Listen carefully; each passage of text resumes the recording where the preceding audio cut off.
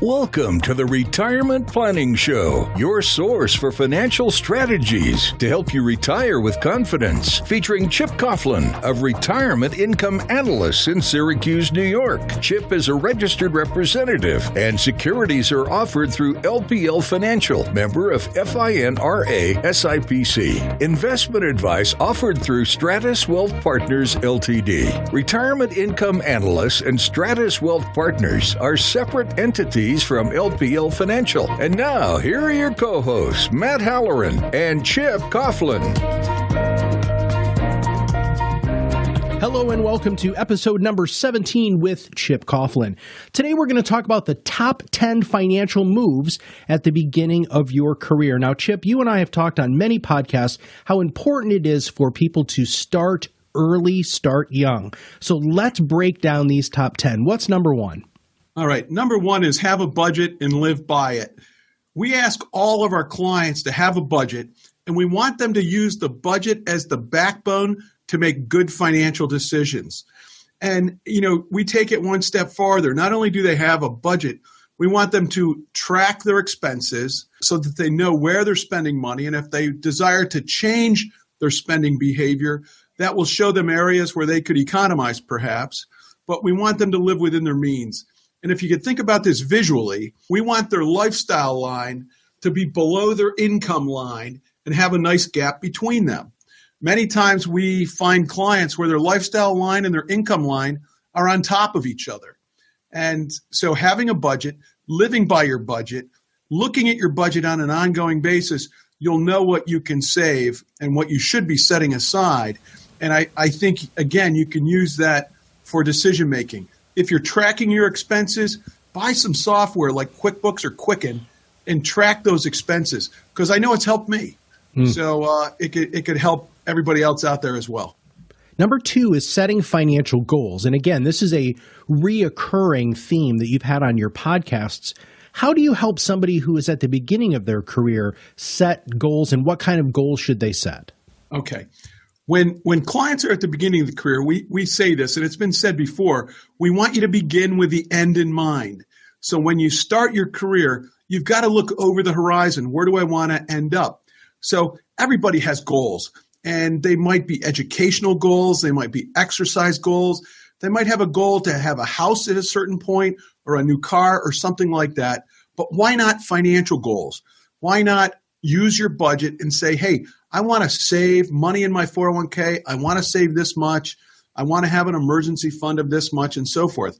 So for many of our clients, writing the goal down, make a commitment to review those goals on an ongoing basis is the key. I'll tell you, when people write out their goals, and it's usually around the first of the year, so this is a good time for this, they write their goals down. They're pretty excited about the whole thing. They put it on a shelf, and they don't look at it again for another year. You have to have those goals be front of mind. You have to look at them, think about them, and dream about them while, every week. Pull those out, see how you're doing, sometimes daily. And let's take a very simple goal. We tell our clients they should save or invest about 15% of their income. It won't make them rich, just economically successful. Where can that 15% come from? You can use your budget, you can economize, you can put money in the 401k for part of that, but set that goal, find a way to save those dollars in a year from now. What a difference that'll make in your life. So the goals could be short-term goals, long-term goals, whatever, but you've got to revisit those goals on an ongoing, continuous basis to make them real. Part of goal setting is making a commitment to that. And number three here is make a commitment to be financially successful. But I think in order to break this down, what do you mean by financially successful? How do you make a commitment to that, Chip? Well, to make a commitment to be financially successful, you've got to take a couple steps. All right. Number one, you have to take responsibility for your spending as it stands right now. I would ask my clients to take a financial inventory. We could call that a net worth statement. And with the net worth statement, you're looking at what you own versus what you owe, okay? And if you desire to make that better, you can save more money. That'll build your net worth. You can pay off some debt. That'll build your net worth. But I gave a presentation this morning to a group of physicians, And we talked about that. And we want people to look at their net worth every single year so that they can see that they've had an increase in their net worth every year. Don't ever take a year off, because a year, and we're talking about today people at the beginning of their career, if they take a year off in the beginning of the career, think how far that will put them behind as they age up. So we want them to be financially successful. It starts with a net worth statement. It starts with having a budget. We tell our clients, seek professional assistance, a financial advisor, an accountant, or someone like that to give them some guidance to get them on the right track. And then the last thing in this section would be manage credit wisely. Everybody has a credit card. Everybody has a debit card. We'd like to change the word credit card to mean convenience card. All right? We want it to be convenient to use your card, but we want you to be able to pay it off every month. That's where the budget comes in. So managing your credit wisely is very important, because it's very, very easy and it happens very quickly where your credit gets out of control. You owe more on your credit card than you can pay every month, and then you're paying outrageous interest to carry it there. So we want to manage credit wisely. Incidentally, in this category, we ask everybody to look at their credit report. You know, you get a free credit report from the 4 credit agencies once a year. So if you spread that out and do one a quarter, you've got a good chance of looking at your credit, seeing what's out there, making sure that someone hasn't co-opted your credit. And if there's accounts you have that you don't use, close those accounts. Because the more accounts you have, the more open accounts you have, and this could be store credit cards, it could be MasterCard, Visa, debit cards, and things like that. The more you have, the higher your probability of a compromise. So we want to reduce the number of credit cards that you have, and we want you to use them appropriately. Number 4 is invest early in your career and on a regular basis. Now, you said that you want people to try to save about 20%, but what is the best way to create this as a habit? You have to pay yourself first. Okay, we have a little diagram that shows when the day you get your paycheck, you separate out whatever that goal could be. It could be 10%, 15%, 20%, but pay yourself first and spend whatever's left. Now, the reality is this: if you spend first and save whatever's left at the end of the month, basically you'll never get ahead because you'll spend everything you've got. And the reality is the people that save first end up owning the businesses in America, and the people that save last are their employees. So if you save first and spend whatever's left, you put yourself first. And I'm saying put yourself first before your mortgage company, your rental company, your utility company, your car lease company. Put yourself first. Pay yourself first. And that's an age-old concept, but if you pay yourself first, you will end up financially ahead, so much more ahead. And that goes with the question I ask everybody when they come to see me. I always ask, who do you work for? And they say, oh, I work for this doctor's office, or I work for the hospital, or I work for a large tech firm or something like that. And I keep asking the question till they get it. And they say, I work for myself and I work for my family.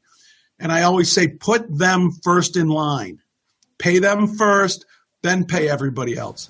That's why you have your budget. Gotcha. Now, number 5 is take advantage of the tax laws. How do you do that early on in your career? Well, I think one of the main things is check with your employer, see if they have a retirement plan, and if they have a 401k, get in, stay in, and reinvest along the way. And I will tell you, and this goes back to number 4 as well, but a small amount of money over a long period of time will give you an explosion of value. So as far as tax laws, let's go deeper on that. When you put money in a 401k, it reduces your taxable income because the money comes out pre-tax. It gets invested in your 401k, it grows tax deferred, and then when you retire, it comes out, it's taxable. But to use the tax laws, let's pay as little tax as we can. And how we do that is we lower our taxable income by making deposits into the 401k. And let's face it, if you don't have a 401k, if you work for a company or you work for yourself that doesn't have a 401k, you can do an IRA. This year, if you're under age 50, you can do an IRA and put $5,000 away in that IRA. And again, you're saving for the future. That makes a lot of sense. it reduces your taxable income, you pay less tax. Now, number 6, allocate your assets properly and adjust as needed. Now, you've talked about this in previous podcasts, how important it is to see your financial services professional on a regular basis. Is that what you mean here with number 6? It really is, because the amount of risk you take in your portfolio should be a function of your view on risk and your time horizon. And time mitigates risk. So if you're at the beginning of your career, you might have 30 years until you're going to retire. Some of us might have 40 years we retire. So when you look at your asset allocation, you should use time as your asset, okay? Because I said time mitigates risk. And you can take a little bit more risk because you have a very long-term view. And that's going to pay off for you downstream pretty well. So we tell everybody, build your base, okay, before you speculate. Make sure that if you have money you're going to speculate with, we call it your at-risk capital. Money you can afford to lose, it doesn't affect you financially or emotionally.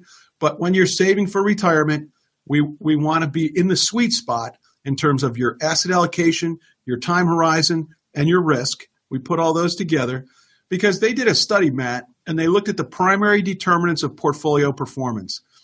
And since the beginning of time with investing, it was always security selection and market timing. Picking the right stock or fund, buy low, sell high, and then, try to time the market. Well, when they looked at the primary determinants of portfolio performance, they found that the asset allocation strategy, or simply put, the mix of stocks and bonds, and in a general sense, in more specific, the different equity asset classes against the different bond classes. And what they found is the asset allocation was about 90% of the primary determinants of the portfolio performance. Security selection and market timing were less than 10. Well, we can't time the market, but we can have good selection and we can use asset allocation to our advantage. Planning for the unexpected. This is something that somebody told me a long time ago, and this was a huge help for the financial health of my family. Explain what you mean by number 7. Well, we have to ask the question, what could be the unexpected? For many of us, it could be a job change. It could be a job moving expenses. It could be car repairs. You have to have an emergency fund to offset those sudden expenses that come out of nowhere. And we tell our clients they should have an emergency fund as a goal, and that goal might be 3 months of your income as it sits today. So we want you to have a fund you can fall back on to make up those situations. Yes, you may use your credit card, but you have money set aside for these types of emergencies that you can use to pay the credit card off at the end of the month and not incur any interest charges. Let's look at one more area, disability. Okay, the incidence of disability is quite large when you're young, and it's primarily due to accidents, a skiing accident, a hiking accident, something like that. And if you work for a company that has a disability policy as an employee benefit, I definitely want our clients to take advantage of that and have some of that, because if you got disabled, and let me give you a real world example, if you got disabled and you were saving 10% of your income every year, one year of disability is going to wipe out 10 years of savings. So having disability insurance is a smart play. And you have a greater risk of getting disabled than dying at any age. So if you work for a company that provides life insurance, hey, that's great. Maybe you need 1 or 2 or 3 times your income in life insurance, but the economic reality is you have a greater chance of getting disabled. So let's make sure we've got as much of our income covered if something unexpected happens. Now, you just talked about taking advantage of an employer benefit such as life insurance or disability. What other benefits should they look for from an employer? Sure. Let's go back to that. I want our clients to look and see if there's a 401k. And if there is, we want them to use it. And we want them to get in the plan as soon as possible. As I said earlier today, when you put money in a 401k, it lowers your taxable income. That's a good thing. You want to pay less taxes. But many clients say, Chip, how much should I put in? And I always say, let's start at the minimum maximum. And what I mean by that is, what is the minimum amount you have to put in to get the maximum match? Because in many 401k plans, there's a match. Sometimes you have to put in 5 to get 3, In some plans, you can put in 3% to get 3, but you want to get all the match. That's free money. So if there's a 3% safe harbor match, you put in 3, they put in 3, now you're putting 6% away. So it really works in your advantage. And so check and see if there's a match. If there is, get all of it. That's the place to start. But the other way you win in this deal, Matt, is every so often. It could be every 6 months. It could be once a year. Add to what you're putting in because it goes in on a pre-tax basis. It's not going to feel like your paycheck went down a whole heck of a lot, all right, because there's tax involved in there. So get in, stay in, reinvest, and raise that deposit over time. Do it while you're young. Build it into your budget, and you'll have an explosion of wealth on the other end. What happens if you switch jobs? What happens with your employer benefits? Well, a lot of times when you switch jobs, you leave your benefits behind. But one of the things you should not leave behind is your 401k. And we've seen so many times where people make a mistake there. You see, when you start a new job, you finish an old job, you start a new job, you have the ability to roll over your 401k. And you can roll it to the new plan if they offer that. You can roll it to an IRA. But we don't want the client to just take the money. Because if you take the money and you're under 59 and a half, there's a 10% penalty from the IRS, and the money's taxed as income in the year you receive it. So if you're in a 25% tax bracket and you take the money pre-59 and a half, it's 25% plus 10% from the IRS. So on $10,000, you're going to end up with $6,500 instead of the $10,000. Now, the worst case scenario is you take the money. But what you're doing, though, is you're robbing yourself of your future because you're taking that money out of your account, so you'll get no more interest on it. It won't be there for retirement, and you've created a big mess. So we tell our clients, don't take the money. Roll it forward, roll it to an IRA, so that money is still available for retirement, and you're still going to get interest on it from now until you retire. Number 9 is think in the big picture and plan your estate. That's got to be difficult when people are young, isn't it, Chip? Well, they don't look over the horizon many times. And your estate's everything you own that has a value. And if you want to say on where your assets go, you need to have a will. Okay, you need to have beneficiaries on those 401ks and IRAs. And if you have a joint account or an individual account, an after-tax account, you can put a transfer on death on that. But if you have a car, if you have a house and things like that, you need to have a will because you want to say, and who gets those assets? And, you might leave it, if you have a spouse, you're obviously going to leave it to your spouse. But if you don't have a spouse, are you leaving it to your parents? Are you leaving it to a brother and sister? You can name those people in the will so it's ironclad and it's very clear where they're going to go. Now, I would say, go ahead. I would say one more thing. After you hear this, go home and check the beneficiaries on everything you have that has a beneficiary and make sure it's current. What I mean by that is somebody that you want the money to go to. That would be on your life insurance, your life insurance with your employer, the life insurance you own individually. It could be on your IRA. It could be on your 401k. Make sure the beneficiaries are current. Now, the last one here is begin formulating a comprehensive plan. But before we dive into that, we're going to review all the way from number 1. So number 1 was have a budget, live by it. These are the top 10 financial moves at the beginning of your career. Number 2, set financial goals, short-term, midterm, and long-term. Number 3, make a commitment to be financially successful. Number 4, invest early in your career and on a regular basis. Number 5, take advantage of the tax laws. 6, allocate your assets appropriately and adjust as needed. 7, you must plan for the unexpected. Number 8, take full advantage of your employer's benefit plans. Number 9 was think that big picture, which you were just talking about. Now, this last one is this formulating a comprehensive plan. What do they need to do? Okay. They need to start thinking and planning for the future, and you need to look over the horizon, but you have to start taking small steps to make this plan work. And what I mean by that is, okay, you've got a budget. Now you're saving money. You've got the 401k. What are your goals? Let's set aside money to achieve those goals. But we want you to have a comprehensive plan so you can sit down year after year and say, am I making progress towards my goals? What does my progress look like? How can I enhance that or make it better? We want them to have the comprehensive plan because the plan is going to give you the directions on how to get to that goal. And it's something we review on an ongoing basis, like you should review your goals, to keep you on track. Because we have to measure the success you're having. And without a plan, it sounds cliche, but without a plan, any road will take you there.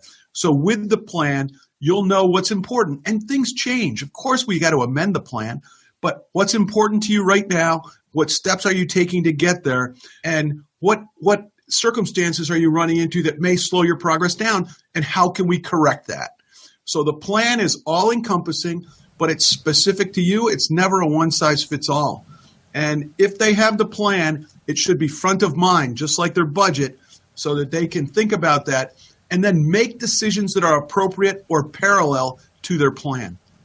Any closing thoughts, Chip, on the 10 financial moves at the beginning of your career? Well, I think the greatest asset is time. Mm-hmm. And at the beginning of your career, you've got all the time. So I would say think and plan for the future, live within your means, allocate your resources correctly so that what you want to happen can happen to you. Any road will take you there, so you need a plan. And I would tell you, when I find a client that has a plan, they have goals, they're set up, they're on their way, and they're going to achieve those goals. Because without a plan, you're just drifting through life. And with that, Chip, thank you very much for your time today. Thank you, Matt. And this was episode number 17, the top 10 financial moves at the beginning of your career. If you have not subscribed to the podcast yet, make sure you click the subscribe now button below. That way, every time Chip comes out with a new podcast, it will show up right on your listening device. For Chip Coughlin, I'm Matt Haller, and thank you very much, and have a great day. Securities offered through LPL Financial, member FINRA SIPC. Investment advice offered through Stratos Wealth Partners, a registered investment advisor. Stratos Wealth Partners and Retirement Income Analysts LLC are separate entities from LPL Financial. Content in this material is for general information only and not intended to provide specific advice or recommendations for any individual. All performance referenced is historical and is no guarantee of future results. All indices are unmanaged and may not be invested into directly.